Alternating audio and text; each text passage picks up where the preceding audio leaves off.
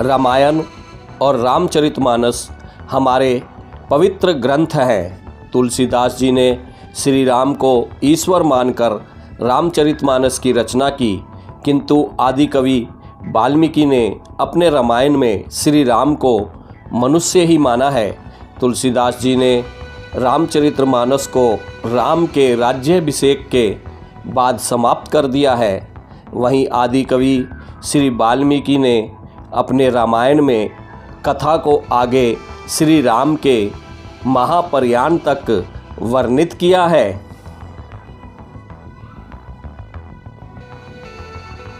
महाराजा दशरथ ने पुत्र प्राप्ति हेतु यज्ञ आरंभ करने की ठानी।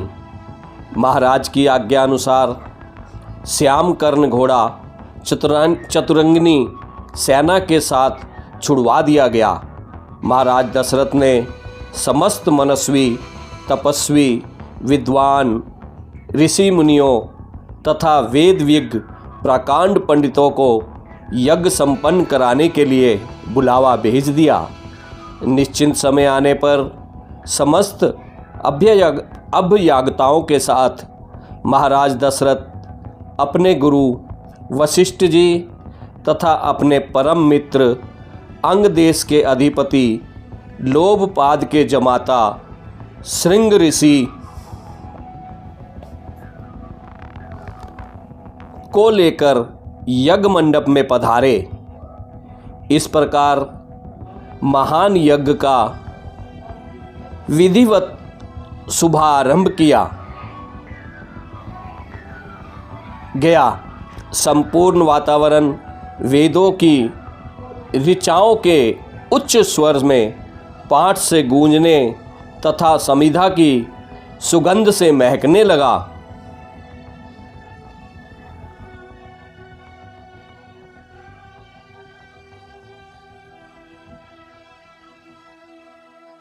समस्त पंडितों, ब्राह्मणों, ऋषियों आदि को यथोचित धन धान्य, गो आदि भेंट कर सादर विदा करने के साथ यज्ञ की समाप्ति हुई।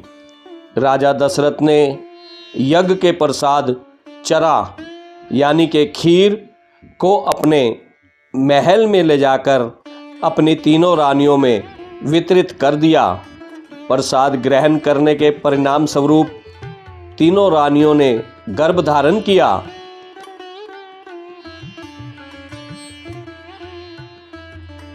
जब चैत्र मास के शुक्ल पक्ष की नवमी तिथि को पूर्णवसु नक्षत्र में सूर्य, मंगल, शनि, बृहस्पति तथा शुक्र अपने अपने उच्च स्थानों में विराजमान थे। कर्क लगन का उदय होते ही महाराज दशरथ की बड़ी रानी कौशल्या के गर्भ से एक शिशु का जन्म हुआ, जो कि नील वर्ण, चुंबकीय आकर्षण वाले, अत्यंत तेजोमय, परम कांतिवान तथा अत्यंत सुंदर था। उस शिशु को देखने वाले देखते रह जाते थे।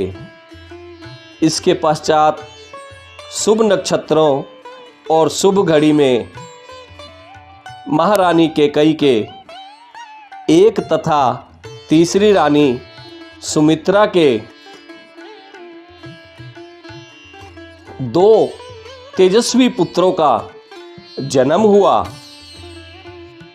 संपूर्ण राज्य में आनंद मनाया जाने लगा।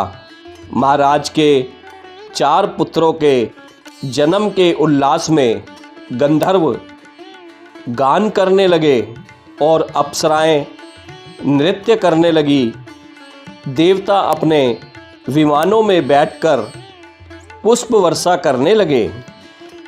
महाराज ने उन्मुक्त हस्त से राजद्वार पर आए भाट, चारण तथा आशीर्वाद देने वाले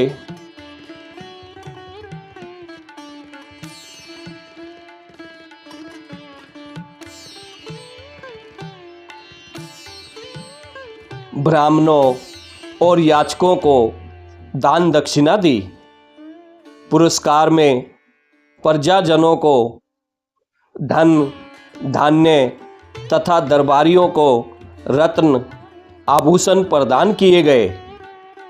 चारों पुत्रों का नामकरण संस्कार महर्षि वशिष्ठ के द्वारा किया गया तथा उनके नाम रामचंद्र, भरत, लक्ष्मण और शत्रुघ्न रखे गए।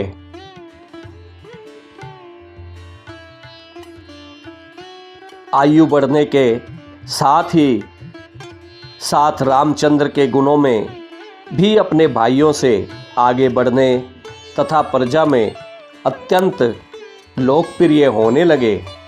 उनमें अत्यंत विलक्षण प्रतिभा थी, जिसके परिणाम स्वरूप अल्पकाल में ही वे समस्त विषयों में पारंगत हो गए।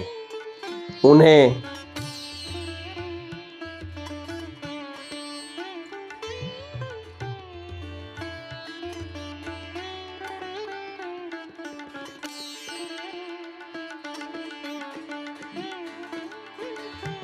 सभी प्रकार के अस्त्र शस्त्रों को चलाने तथा हाथी, घोड़े एवं सभी प्रकार के वाहनों की सवारी में उन्हें असाधारण निपुणता प्राप्त हो गई। वे निरंतर माता पिता और गुरुजनों की सेवा में लगे रहते थे। उनका अनुसरण शेष 3 भाई भी करते थे। गुरुजनों के प्रति जितनी श्रद्धा भक्ति इन चारों भाइयों में थी, उतना ही उनमें परस्पर प्रेम और सौहार्द भी था। महाराज दशरथ का हृदय अपने चारों पुत्रों को देखकर गर्व और आनंद से भर उठता था।